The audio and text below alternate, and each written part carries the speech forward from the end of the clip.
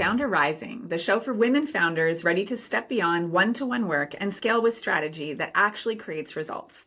I'm your host, Hakkola, business coach and former psychotherapist. Today's guest is Krystal Hicks, career strategist and founder of JOBTALK LLC. With over a decade of experience across staffing, career services, and corporate recruitment, she's known for helping both professionals and companies rethink how they hire, grow, and show up. Krystal has built a standout practice by championing accessibility, transforming employer branding, and guiding thousands through high-stakes transitions, all while centering equity and sustainable growth. If you want a real look at what it takes to grow with intention without burning out or playing small, you're in the right place. Welcome, Krystal. Thanks for having me. Nice to be here. Oh my gosh, I'm so excited to have you and dive deeper into this amazing business that you've built. Thank you. So let's start by taking us back to the beginning. Like many of my guests, like many women founders that I speak to, there was a point when you left a corporate career to launch your own business. Tell us about that, like the moment that you decided to leave and to launch JOBTALK.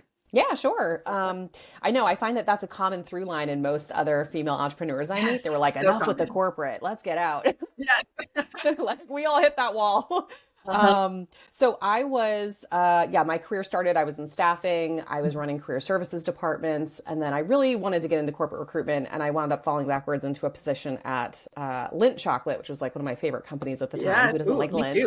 I know. We made like 3 billion truffles right there. I think I gained like 20 pounds when I worked Oh my God. So tempting. Yeah, I know.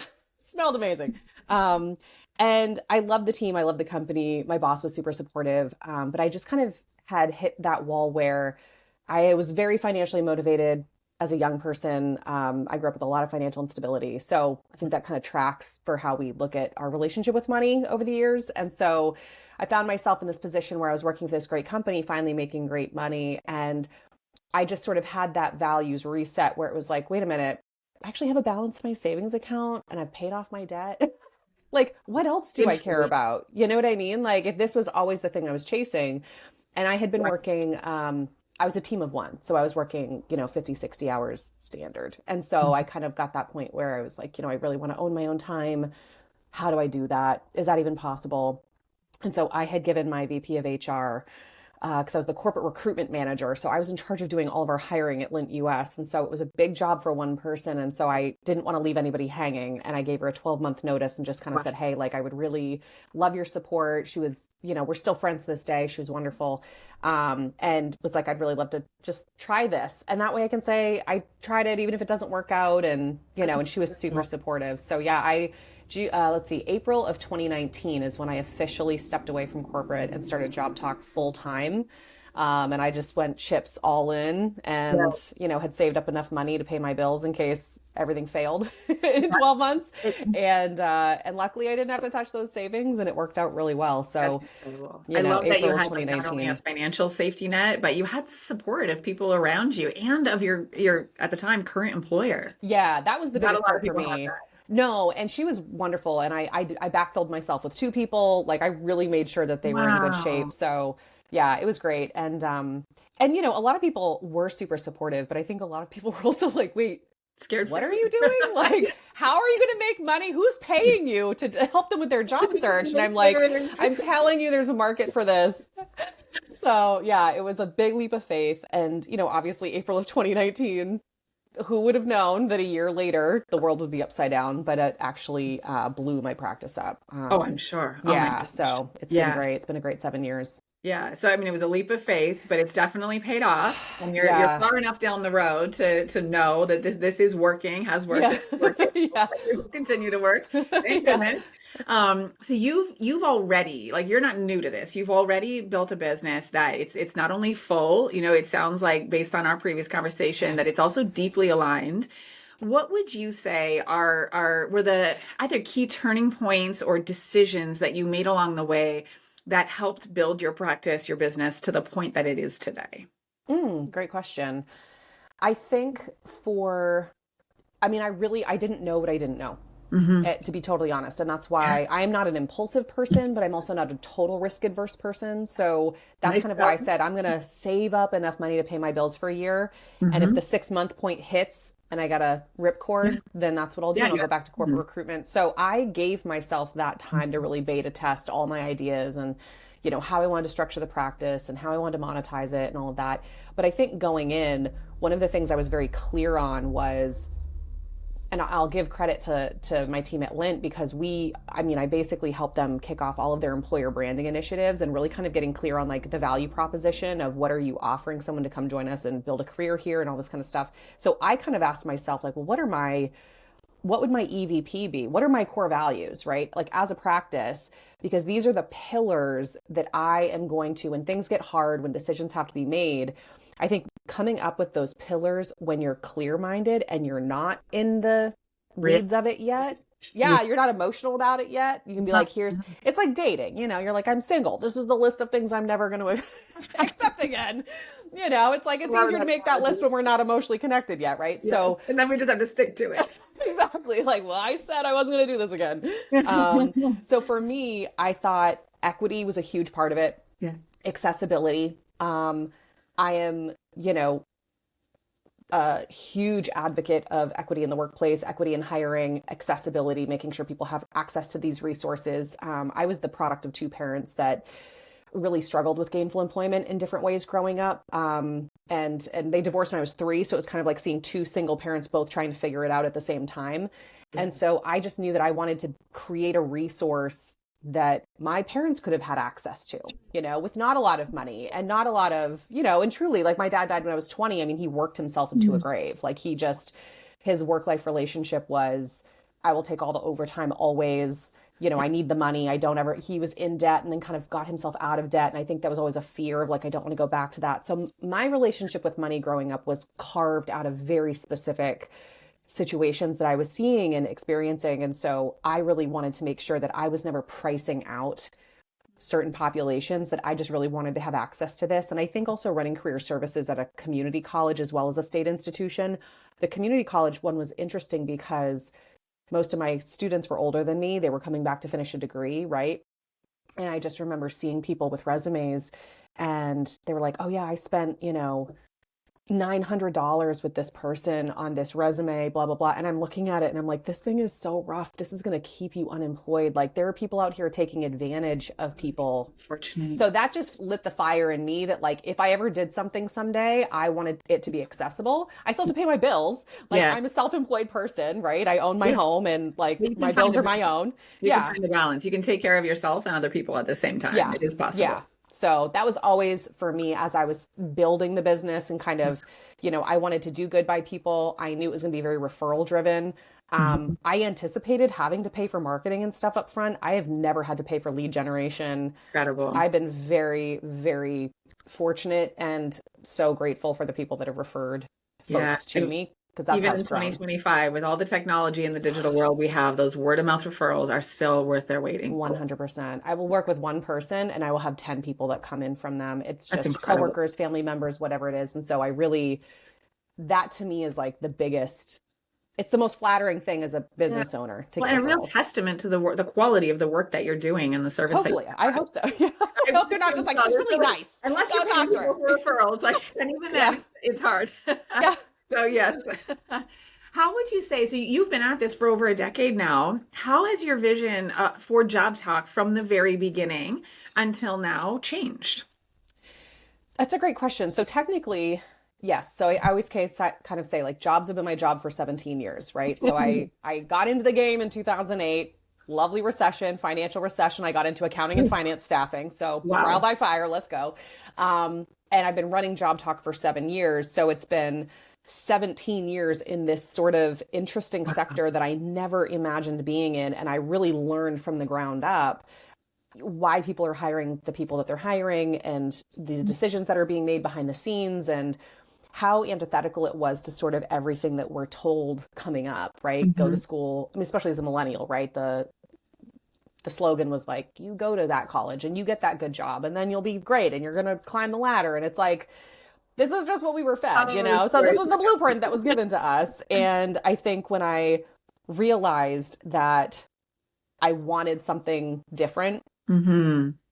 it just really led to me starting to plant those seeds a little bit earlier and be like, all right, like this is something that's feasible. How would this look? It was a slow burn for me though. I commend anybody that just rips the Band-Aid off and like leaves a job and goes and starts something. It took me a long time to get there.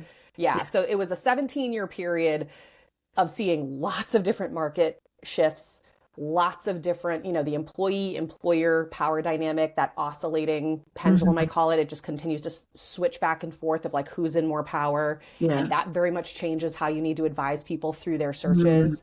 So it's been interesting. I mean, I think the market keeps us honest is the phrase that we used to say at Lint, and it's true. And so I think, this is a really great example of it. We are now I'm in New Hampshire, so we're technically in a recession.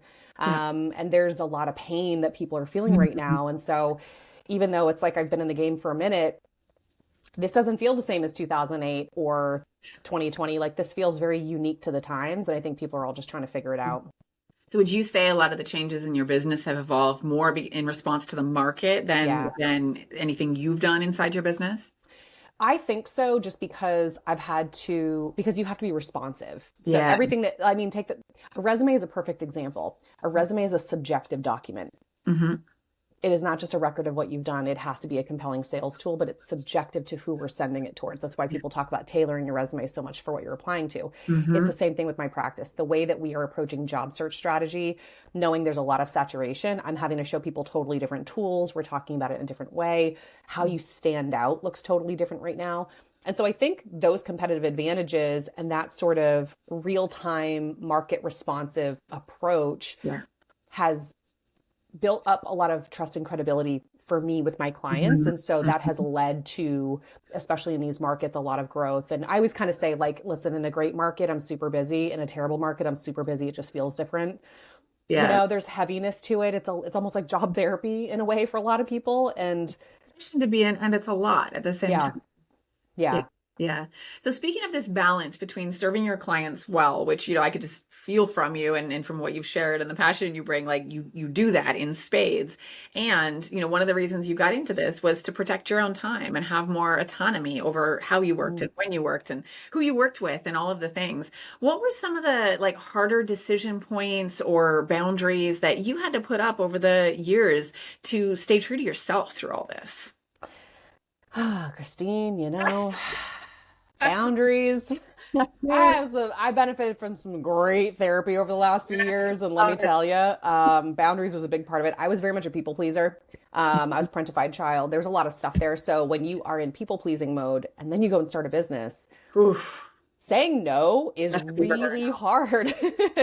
And so the way I kind of had to like mentally frame it for myself is I stay in my lane. And I get hit up all the time from organizations that will be like, hey, can you help us overhaul our employee handbook? Or, hey, can you help us design a new culture strategy or blah, blah, blah. It's like, if it's not connected to recruitment and hiring, like, let me refer you to somebody who just eat, bleeds, breathes that stuff. But saying no to contracts or saying no to work is something that, again, I feel like it's not just about the money. It is truly about protecting my peace.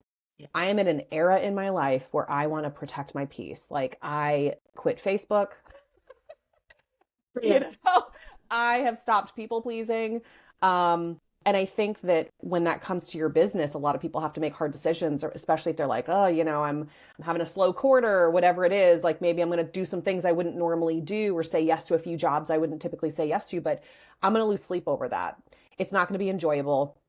There have been so many times where companies will reach out and say like, oh, we want to, have you come on site and do like some public speaking or some L&D work with our teams around this topic. And it's a topic I have no interest in and no skin in the game with. Like, it's just not something that I've implemented in real time or whatever. And so to say to people like, hey, I'm so flattered you reached out. Like, thank you for thinking of me, but let me just refer you in a better direction because I have no desire to do that. And I think that took me a long time to get to the point where it's like, you can just choose not to do it because you don't want to.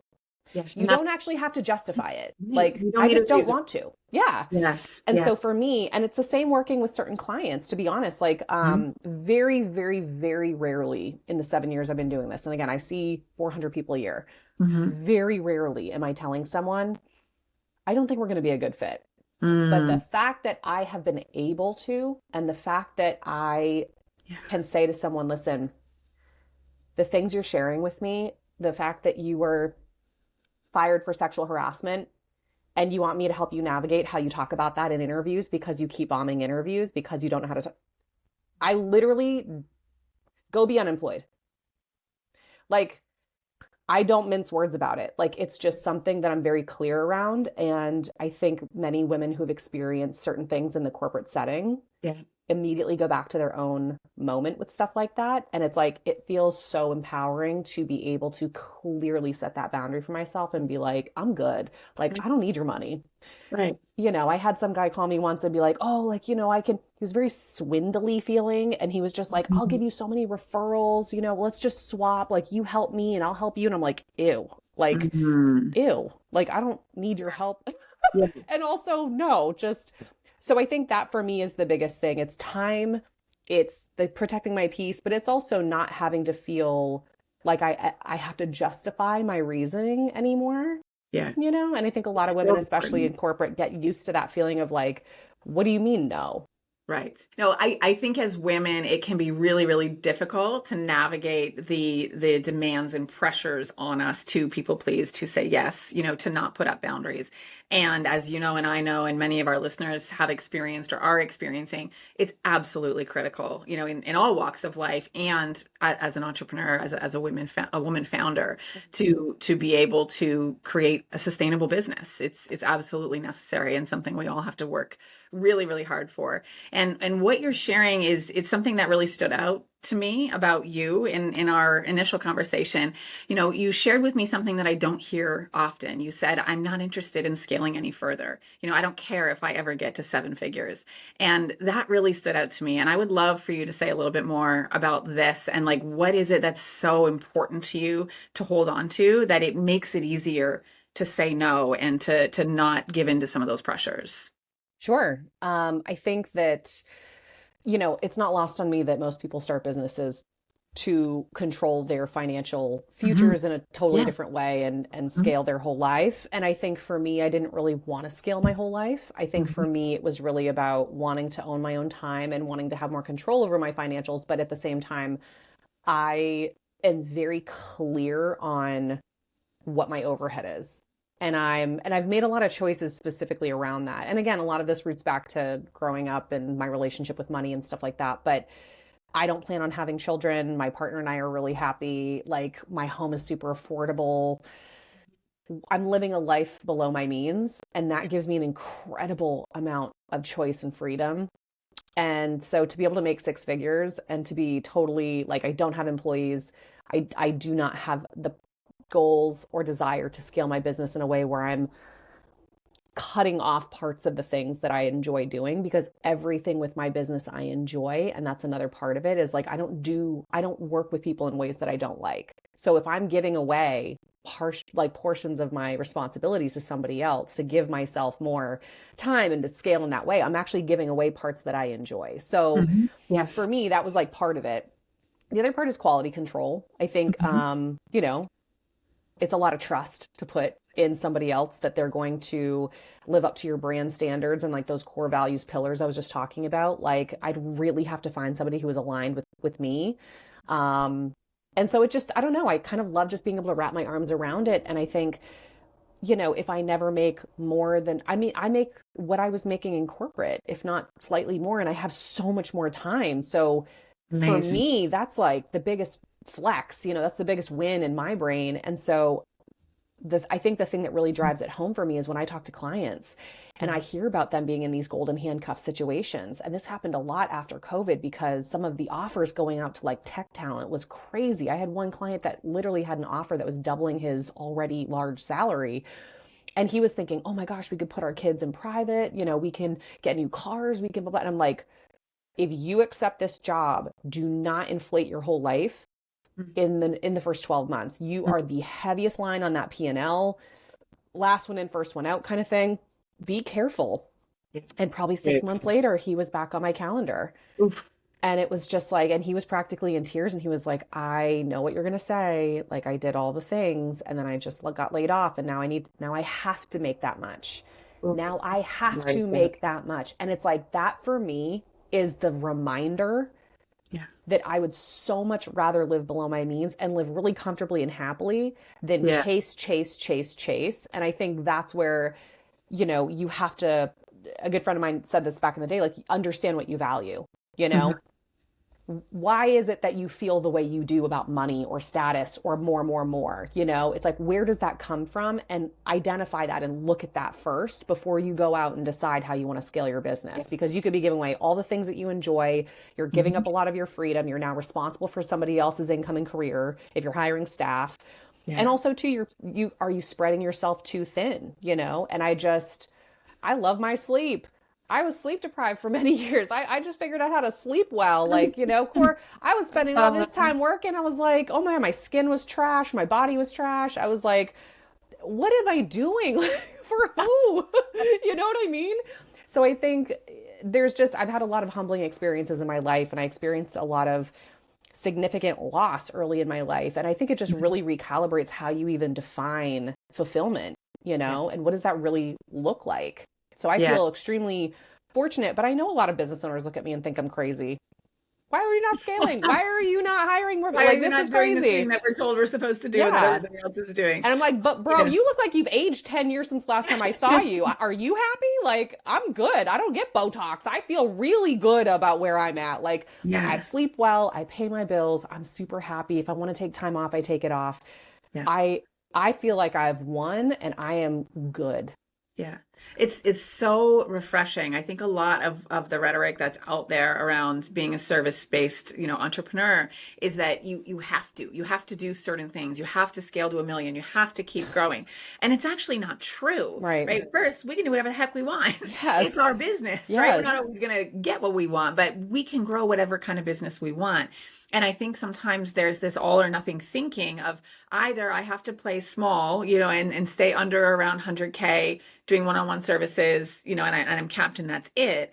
Or I have to scale infinitely and try to get to 7 figures or multi-7 or 8 figures. And, I think what's so refreshing about your perspective is you sharing that you grew your business to a point that created a sustainable, balanced life for yourself. Yeah. And you made decisions to stop that growth, to pause. And not that there won't be changes and transformations and growth in different ways, but you're not running your business for the sake of continued revenue growth and continued profit at the expense of everything else. 100%. You just put it perfectly. Yeah. I'm not trying to scale at the expense of all the reasons why I actually became self-employed. Yeah. What would you say to other listeners who are hearing this and maybe hearing this concept for the first time and going, oh my God, You don't have to make $1 million. Like, you what I don't even want have to to. want that. How dare you? How dare you? What advice would you give to people who are listening who want what you've created, right? Is maybe not something that is earning 7 figures, but something that is sustainable, that's profitable, that creates balance, both in terms of time, money, and just energetic freedom and space in your life. What advice would you give to them? I mean, I think the biggest thing is you have to get really clear when you're making big decisions like this of whether you're quitting a corporate career or, there were a lot of things I had to think about. I have to pay for my own health insurance. Like I have to, there are real factors there that could make something feasible or not feasible for someone. And so I think the first thing people have to do is I call it holding up the heavy mirror. You got to get real clear on what your financial life looks like. So I did an entire budget spreadsheet of here's every dollar that I am putting out every month. Yeah. This is, if I like to have sushi a couple times a week, I'm building that in. If I have a cat, there's some vet bills. Okay, I'm building that. It's like I had to get super transparent in my financials to even see what was feasible.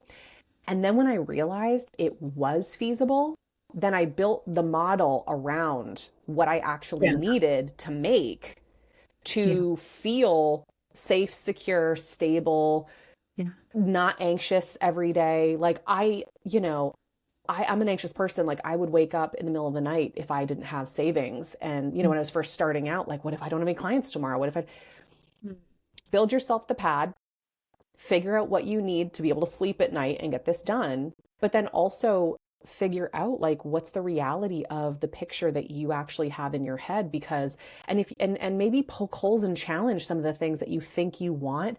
Why do you want that huge house? Why do you want these things? And you're allowed to want whatever you want. I'm not telling people don't dream big. Dream huge. But do you want it because somebody told you to want it, or because That's what it's I'm big? saying. That's what I'm saying. Yes. Like, Yes. I grew up in apartments and a trailer. It's like, and the one time in my life I actually saw some kind of financial stability from a parental perspective was my mom married a guy who was a raging alcoholic that had a great job as a computer engineer. So all of a sudden, we moved into a new school district. We moved into a new house. He had a Porsche. He had a boat, all these things. And he was awful. He was awful to her. He was awful to us. He was awful to my dad. It was just like my perspective around what it meant to have money was so specific growing up. So I think for me, it's like my ultimate chase was security and stability and to be able to breathe and own my own time. Yeah. Figure out what the boxes are that you need to check and then figure out if it's feasible. And so I think it's one thing to have ambition and have drive and have connections and all this kind of stuff. I didn't want to take out a loan. I don't want debt. I don't want debt to the bank if this doesn't work out. So get really real with yourself and figure out like, what are the things that are actually intrinsically motivating you? Dissect that a little bit, make sure it's a healthy goal, and then hold up that heavy mirror and see if it's feasible. And I think for a lot of people, unfortunately, they find themselves in a situation where they've lost their job or they quit and they just want to go start a business. And some people I've seen do it and they're very successful, and I love that for them. But other people get totally caught up in the, oh my God, this isn't financially feasible. I hear it from clients all the time. I had a client that was like, yeah, I want to be a certified travel concierge person, like travel booker, and I went through this whole training thing and I did all this. And then I finally did the math and I was like, I can't live off this. And I'm like, why weren't you doing the math before you signed up for the training? Like, it's just, I think we let our emotions take over sometimes when we want change and we want something so different. And we're like, we have the drive, we have the gumption to go do it. Right. You have to intersect that with the financial responsibilities that you have and the realistic scenario that you're in. And sometimes it's really tough because, again, like, I don't have kids. That was a choice I made not to have a business. It's a choice that I made personally, but these are all things that impact what's going to be feasible for someone. And so just getting real with it. Yes, I love that. And I think sometimes most of us are just not even taught about it. No. I work with all of my clients on finances, and it doesn't surprise me anymore. And it's such a disservice, we're doing to young people is not teaching like how to budget, right? Yeah. Both personally and for your business. And I love that you shared that you did that exercise of, I call it kind of reverse engineering your revenue. Yeah. It's figuring out, what do I need to live on? Not just those monthly recurring expenses, but your lifestyle expenses, insurance, if you need to pay for that, depending on where you live. Yeah. And figuring out what you actually need to be earning in your business. So many of us don't do that. And when I walk my clients through that exercise, sometimes people are overwhelmed at how big that number is. It's bigger than they thought it was going to be. But a lot of the time, the reaction I get from folks is, oh, like I can do that. I only need to bring in $50K to survive. Right. What do you mean? Like, Yes. yeah. Right. Yeah. And I don't need a 7 or an 8-figure business to do that. So it can be really empowering. It's scary for a lot of folks to look at finances in that way. But 9 times out of 10, it's not as scary as we think it is, when we pull the covers back. And even when it is scary, that's temporary. And ultimately, it gives us more power to make better informed decisions. Yeah. If that feels scary, running your business is going to feel scary. Losing a client is going to feel even more scary. Like, why put yourself in that position? It's like, get better at keeping your head in the sand. Right. No, totally. Ignorance is bliss it's not a sustainable game plan for being a self-employed person. Yes. You know what I mean? Like, don't recommend that. I always kind of say, wouldn't we rather make these huge life decisions based on facts than assumptions or hopes or emotion? Like, you know what I mean? There's a great book out there called The Gig Economy by Diane Mulcahy. She's amazing. And this book is such a great, very short, digestible book on how to start re-looking at your work-life relationship and your relationship with time. I mean, even when we talk about leaving corporate and starting something new, that means you are literally shifting from an employee mindset that used to a 40-hour work week and a salary. Neither of those two things come into play when you're self-employed. We pay our bills on a monthly basis. What do we need to make per month?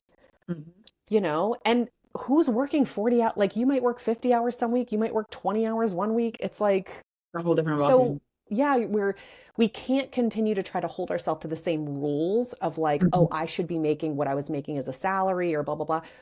Yeah, you were paid 150K, but are you living a $150,000 lifestyle? Maybe, maybe not. Good questions. You know, you're working for it. I'll tell you, you're working for that $150,000 salary, 50, 60 hours a week, stress, other people's priorities. Your wins become, shadowed by, it's like all of the things that make people hate the grind. You're working for that 150K, but you don't have to be. Yeah. Yeah, we have choices. Yeah. Speaking of choices, when you look into the future, Krystal, I'm curious, how do you see Job Talk changing over the next few years, next 3 to 5 years? I would love to, employment trends change, different topics become the big topic of that year, right? Employer branding was a huge thing, 10 years ago. Now it's much more about like equity in hiring, multi-generational workforces. So I think for me, the public speaking that I do, I try to keep that to like 20% of my bandwidth, and 80% of my bandwidth goes to clients one-on-one. But I do think that, I've stepped more into the conference circuit. I've stepped more into public speaking. It's, but to be honest, I would love to just sustain. I would love to just sustain. Yeah. I know that's not a very fun or spicy answer, but like, if I'm doing the same thing that I'm doing now, 5 years from now, it's because it's still successful and it's still working. Yeah. Look, the most boring businesses are often the most successful and sustainable. Yeah. Like, listen, like I run a nonprofit. I started a nonprofit a few years ago. That scratches an itch for me. I teach at the University of New Hampshire. I teach a college to career class, their business students. That scratches a different itch for me. So the other nice thing about being self-employed is people can really diversify their income streams in different ways. And you have the time to be on a board or start a nonprofit or do some of those more feel good things in your community, whatever it is. So you just have so much more choice and freedom around this stuff. It's so hard to carve out time for the things that actually fill your cup when someone else is defining how big your cup is or how small. I love that. So, you know what I'm saying? So it's just for me, I think I've hit my stride, and maybe this doesn't last forever, and that's okay. I'll reinvent myself again sometime. But let's enjoy it while it does. I love this. Yes. Like I'm good. I'm not trying to be out here, chasing, keeping up with the Joneses. Like, yeah, it's fine. I'm great. Thank you so much for sharing like such a refreshing perspective around balance and building a sustainable business in a way that I think a lot of us don't always think about it. I think it's so important. I'm imagining, Krystal, that there may be listeners out there, wanting to connect with you and just follow the work that you do. What is the best way for folks to get in touch? Usually finding me on LinkedIn, or I'm on LinkedIn every day. If you send me a message, I will respond. Or Instagram, or just JOBTALKLLC.com. Great. Thank you for that. And thank you, listener, for tuning into FoundHer Rising. If today's episode resonated with you, make sure to follow the show, share it with another founder, and leave a quick review. It helps more women find these conversations. You can always connect with me on LinkedIn or learn more about how I support women grow and scale service-based businesses at HakkolaHorizons.com. Until next time, keep rising and keep building the business that gives you freedom to live, lead, and create on your terms.